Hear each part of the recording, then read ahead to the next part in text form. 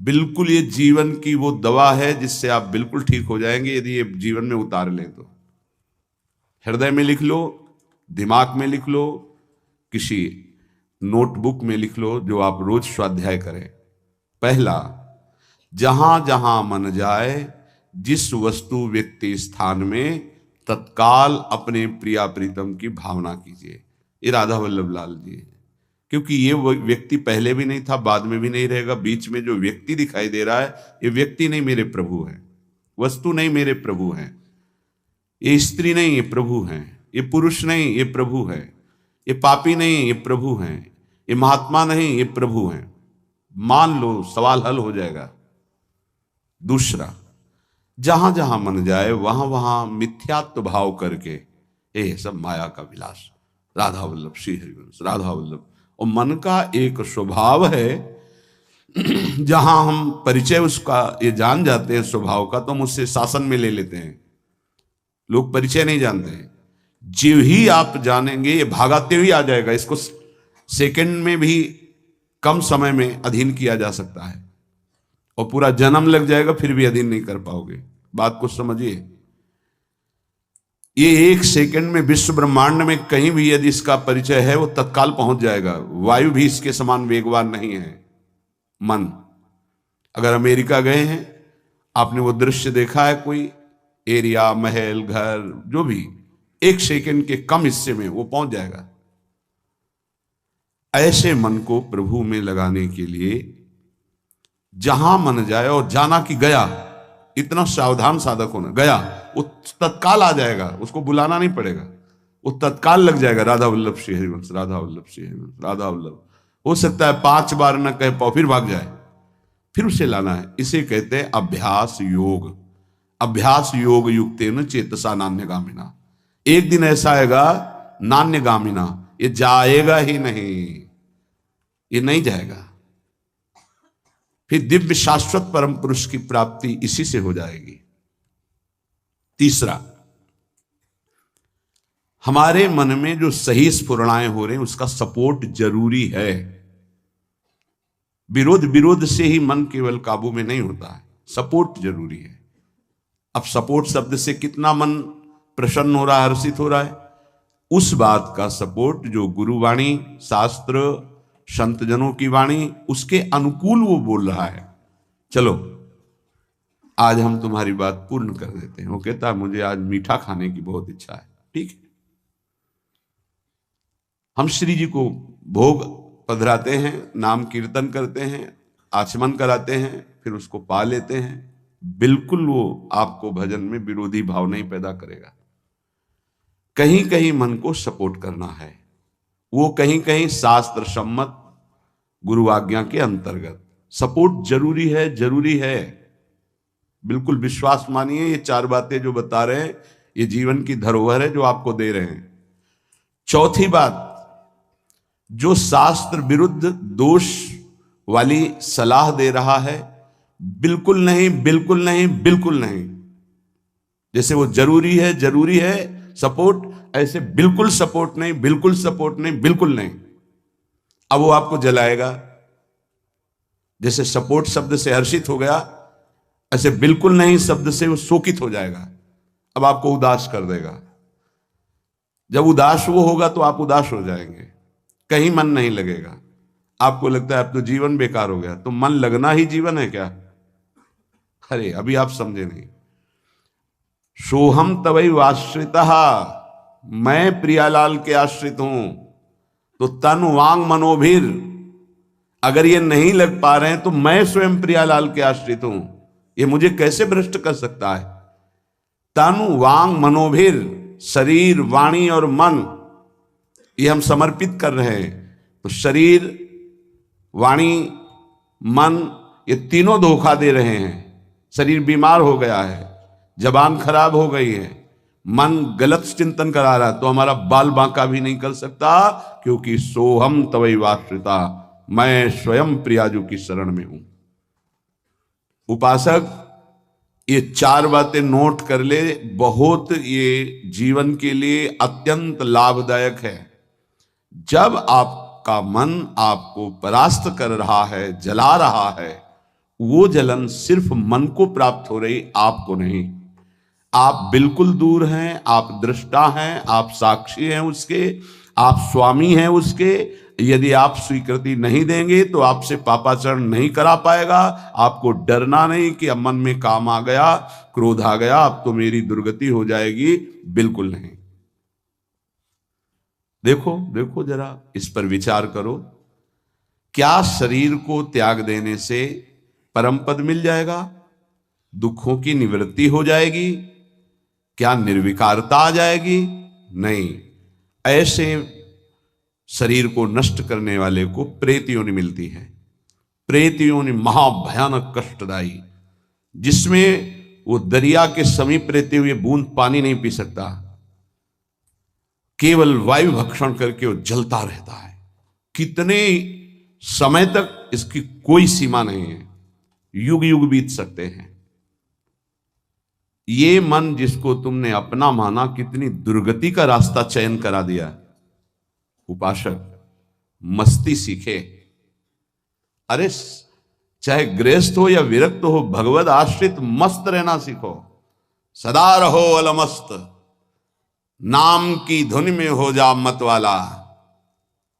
निरंतर नाम, क्या फर्क पड़ता है मन सही है या गलत, क्या फर्क पड़ता है? क्यों? क्योंकि मैं स्वयं प्रभु के आश्रित हूं। मैं सच्चिदानंद का सच्चिदानंद अंश हूं। ना मैं कभी दूषित था, ना दूषित हूं, ना दूषित रहूंगा, और ना सृष्टि में किसी की सामर्थ्य है कि मुझे दूषित कर सके।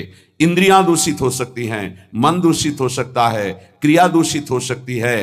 अब हम प्रभु के बल से इन इंद्रिय, मन और शरीर के दोषों का नाश करूंगा, ना कि इनके अनुसार चलूंगा। ये उपासक का स्वरूप है।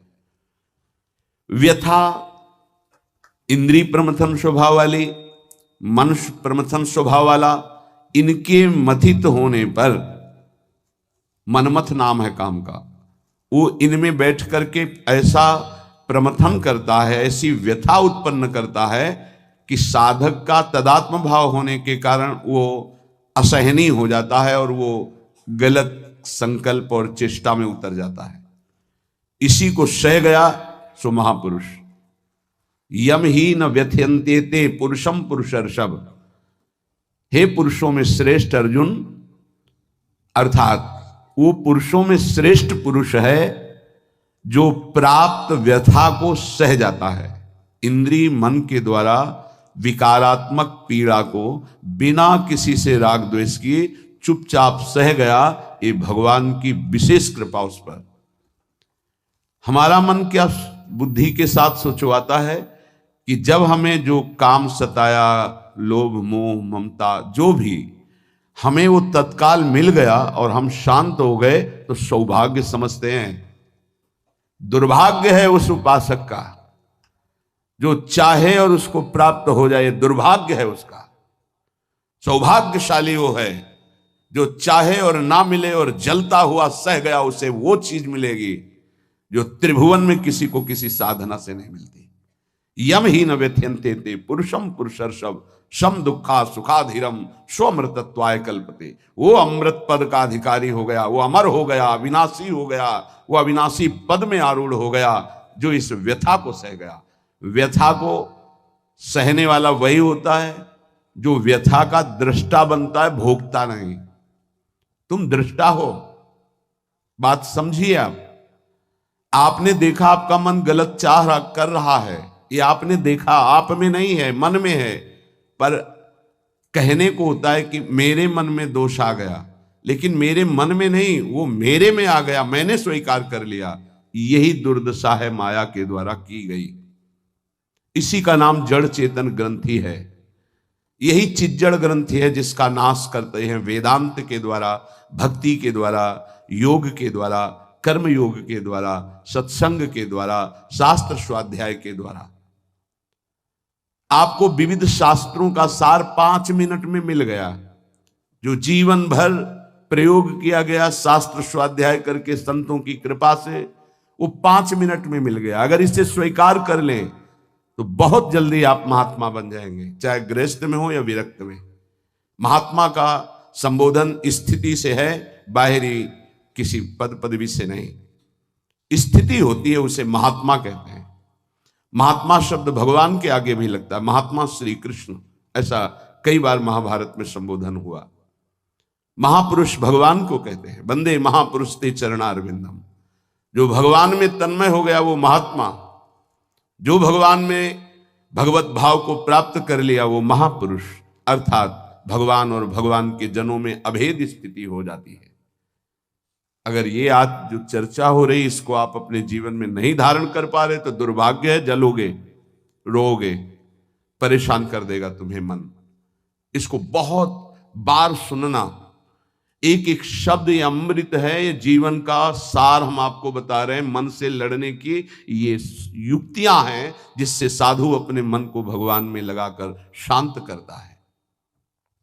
जब हमारा मन भगवन्मय होने लगता है तो उसमें भाव का प्रादुर्भाव हो जाता है। फिर ये जो अभाव है इसी से कामनाएं प्रकट होती हैं। शब्द को पकड़ना, मन में सुख का अभाव ही भोगों की कामना पैदा करता है। मन में भगवत भाव ही निर्विकारता की स्थिति प्रदान करता है। जब आप इन 4 सूत्रों का प्रयोग करके मन को भाव में ले आएंगे तो यही मन जो आपको रुलाता है यही नचा देगा। पायो जी पायो मैंने राम रतन धन पायो, नाच पड़ोगे कि वस्तु अमोलक दी मेरे सतगुरु, निष्दिन बढ़त सवायो, रात दिन आनंद बढ़ रहा है, सदगुरु ने निहाल कर दिया। किसी को ऐसा लगता हो कि हाथ रखने से ये विकार नष्ट हो जाते हैं, आज तक हमने कहीं शास्त्र में नहीं पाया ऐसा, कई संतों से ऐसा नहीं पाया। सबने उपदेश दे करके, कृपा शक्ति दे करके साधन में लगाया और उसको परिपक्व किया, उपासक को बलवान बनाया। अगर ये आशीर्वाद से होता तो उपदेश ना देकर सबके हाथ माथे पे रख देते, भगवान सबका मंगल करें, सब निर्विकार हो जाएं। कभी ऐसा नहीं हुआ है, ना ऐसा हो सकता है। हम जब संतों के वचन पर श्रद्धा करते हैं और उसको स्वीकार करके आचरण में लाते हैं तो वही आशीर्वाद हो गया कि हमारा पुरुषार्थ सार्थक हो गया। हमारा प्रयत्न गुरुदेव के वचनों के अनुसार, प्रयत्न की शक्ति गुरु कृपा, तो आगे जो भक्ति का रंग वो गुरु कृपा, मोक्ष जो वो गुरु कृपा, भगवत साक्षात्कार गुरु कृपा, पर उसमें हमारी पूरी शक्ति उनकी आज्ञा पालन में लगी है। इसीलिए प्रधान कृपा हमारी हुई। हम प्रधान कृपा अपने ऊपर नहीं करते, और तो सहायक कृपा सब है। भगवान की कृपा मानव देह मिला, सत्संग मिल रहा है। गुरु की कृपा स्वीकार किया, मंत्र दिया, नाम दिया, उपदेश कर रहे हैं। शास्त्र कृपा हमें सुलभ मार्ग, भगवत मार्ग, उससे नाना प्रकार के बचाव पक्ष की बातें, उसमें आसक्त होने की बातें दोनों बताई गई। परमार्थ में कैसे आसक्त हुआ जाता है, परमार्थ में कैसे बचा जाता है, शास्त्र कृपा भी है। अपनी कृपा हम नहीं कर पा रहे हैं। अपनी कृपा, अब हमको इस संसार समुद्र से मुक्त होना है, डूबना नहीं, इसमें पार जाना है। अब मुझे वही करना है जो मेरे गुरुदेव कहते हैं, शास्त्र कहता है। अब इसके विपरीत नहीं, ये अपने ऊपर कृपा हो गई। कोई बिरला समझ पाता है गुरु कृपा को। हमारी सदैव दृष्टि पार्थिव रही है, व्यवहारिक रही है, लौकिकी दृष्टि रही है। इसीलिए हम गुरु की बात में भी लौकिकी, व्यवहार की, स्वार्थपना देखते हैं। नहीं नहीं, ये केवल आपके लिए है।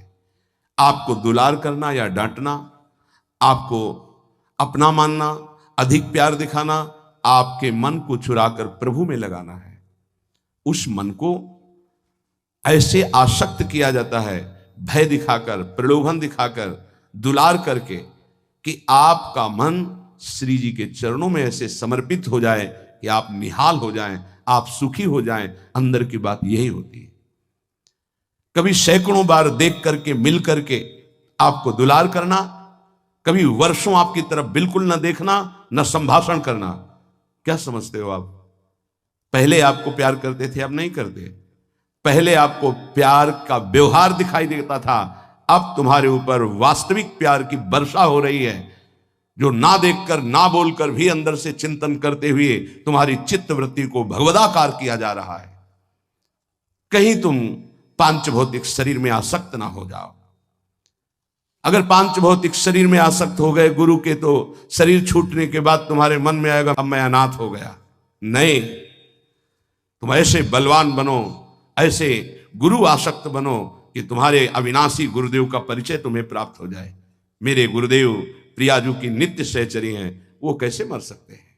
वो हमारे भाव में हैं, वो हमारे संग हैं, हमारे आसपास हैं, वो जागृत में हैं, वो स्वप्न में हैं, वो सुषुप्त में हैं। मैं कभी अपने गुरुदेव से एक पल भी अलग नहीं होता। ये स्वरूप है। अध्यात्म को समझिए। कुछ व्यवहारिक साधक ऐसे हैं जो व्यवहार में राग द्वेष करते हैं। गुरुदेव व्यवहार की नहीं है, गुरुदेव परमार्थ वस्तु है। व्यवहार की लीला तुम्हारे साथ इसलिए हो रही कि तुम परमार्थ को जानते नहीं हो। जैसे बालक घुटनों के बल चलता है तो पिता घुटनों के बल हो जाता है और उसके साथ साथ उसको सुख पहुंचाने के लिए वैसे ही चलते हुए बोलता है। इसका मतलब यह नहीं कि पिता बालक हो गया, वो केवल बालक के लिए वो ऐसा बना है। वो केवल उसको सुख देने के लिए, मेरा पुत्र है इस संबंध के लिए। ऐसे ही आपसे विनोद करना, आपको दुलार करना, आपके चित्त का आकर्षण करना प्रियाजू को भेंट देने के लिए है। तुम्हारा तन, तुम्हारा मन, तुम्हारा जीवन मेरी लाडली का बन जाए इसलिए है, मेरा बन जाए इसलिए नहीं। मेरा भी तन मेरे को प्रिय नहीं, तुम्हारा तन कैसे प्रिय हो सकता है? मेरा मन प्रिय नहीं, तुम्हारा मन कैसे दुलार करने के योग्य हो सकता है? इस रहस्य को समझोगे तो परमार्थ के दिव्य पथिक बन जाओगे। मन, तन, प्राण और मैं स्वयं प्रियालाल का हूं। अब हमको इसकी कोई परवाह नहीं कि मेरा मन क्या कहता है, मेरा तन क्या करता है, मेरे प्राण रहे कि ना रहे, मेरी गति बने कि ना बने। अब इस पर ऐसे उपासक के हृदय में ज्यादा समय नहीं लगता और भाव का प्रकाश कर देते हैं आचार्य, इष्टदेव, गुरुदेव। तब वो हृदय के नेत्र जब खुलते तो इन नेत्रों में प्रकाश होता है। वो देखता है, श्रीपाद वर्णन कर रहे हैं, महावेशाद्राधा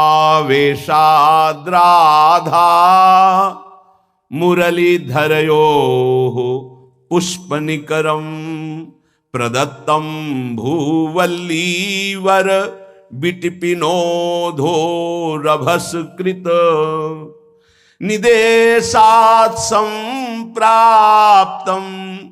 वर युवती युग्मम प्रिय वहो प्रसूनान्यारोप्य प्रणत मनुहासैः कुरुमतिम। उपासक देखता है दिव्य वृंदावन,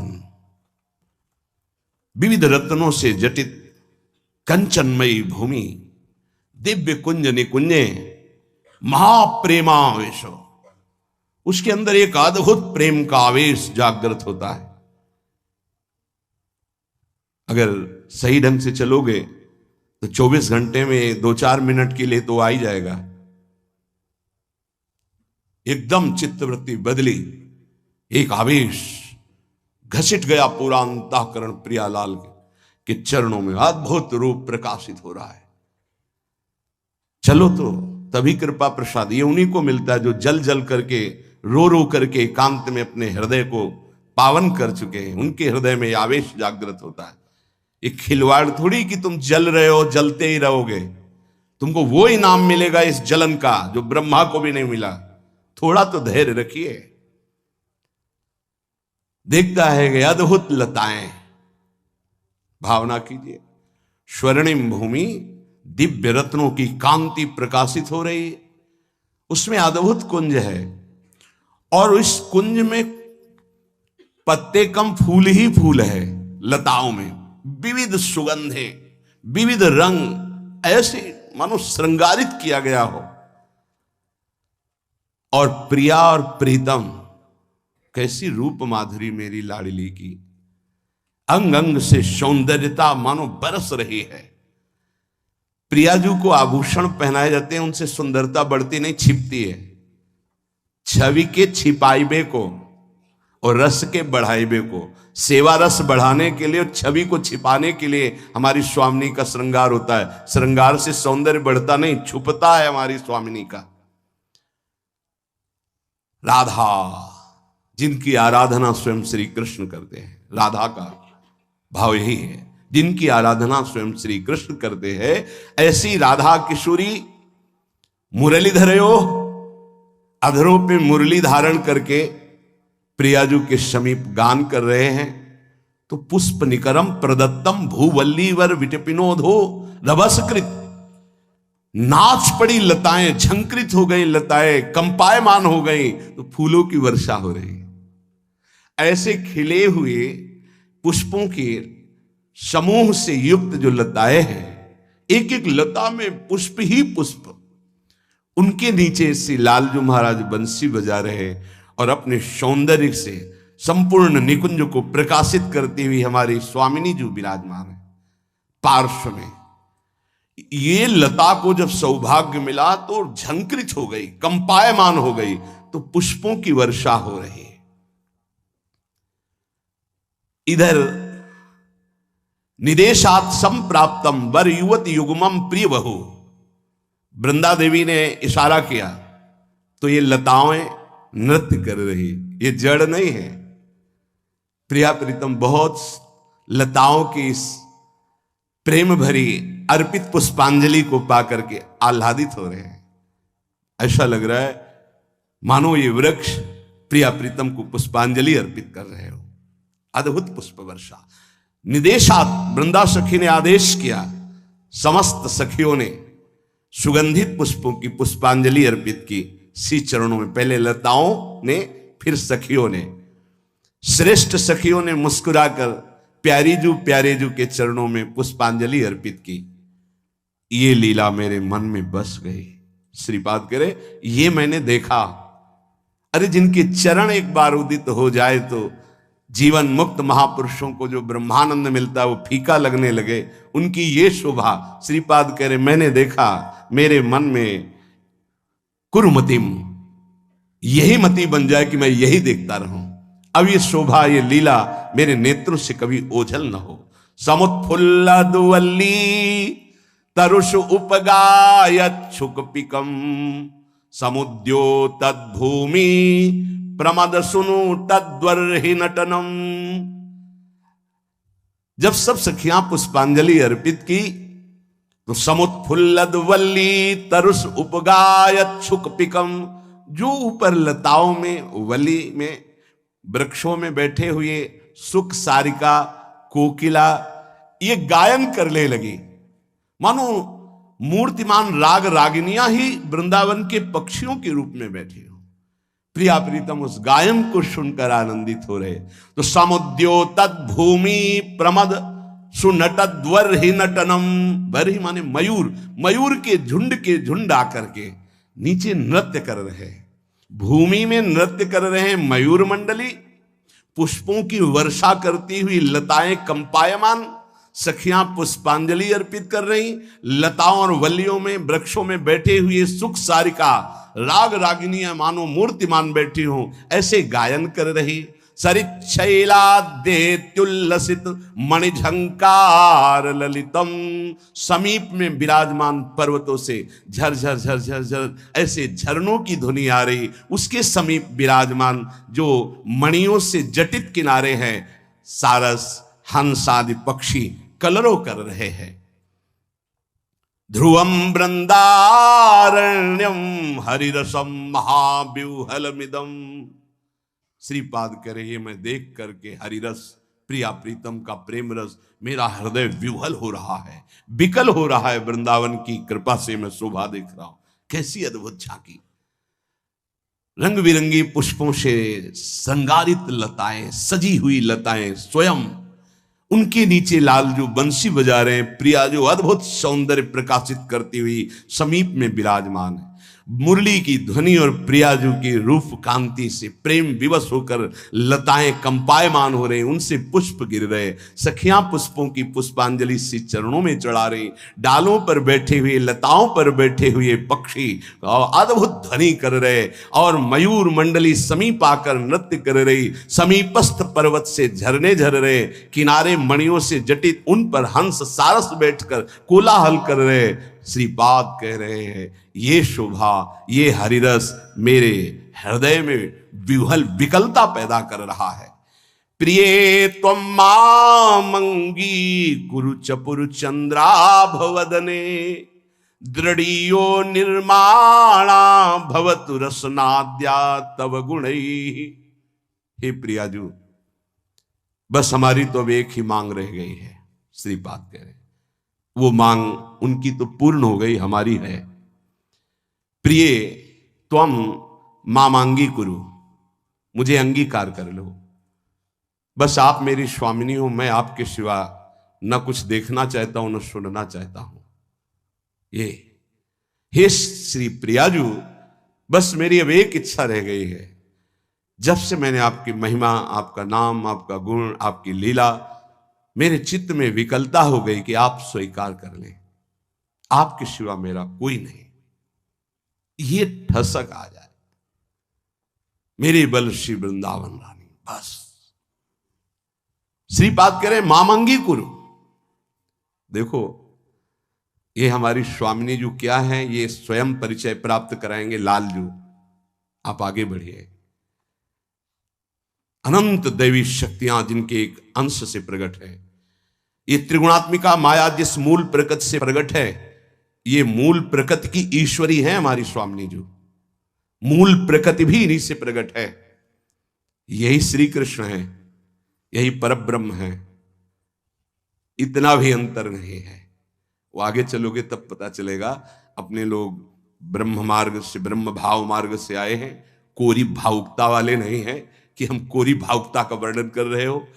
मान जाओगे तो जान जाओगे। जानने की सामर्थ्य तो संभाव्यो पे बिरंची नारद शिवो, न देवै ब्रह्माद्य न खलो हरिभक्त न सुरदा दिव्यद्वै राधा मधुपति रहस्यम।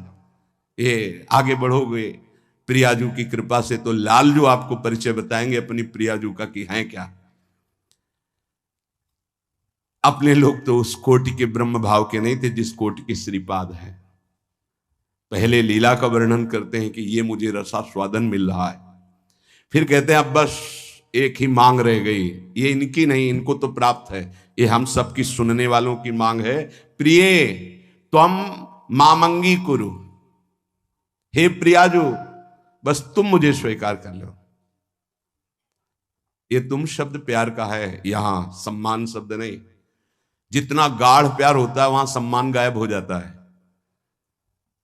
तू तो सखी सयानी, तै मेरी एको न मानी, हों तोषों कहे तहारी जुगत जुगत सो। ये कौन बोल रहा है? प्यार बोल रहा है, प्रेम का अद्भुत मूर्तिमान हरिवंश महाप्रभु। ये पद तेरे हित लेना आई, इसमें देखिए तू तै से बात हो रही। ये किससे की जाती है? ये समान वाले। तो सखी का तात्पर्य क्या होता है? समान, मेरी प्रिय सखी। गजब हो गया। जहां हमारी ऐसी नीचता है कि हम किसी योग्य नहीं, वहां आचार्य कृपा ने प्रियाजू की सखी बना दी।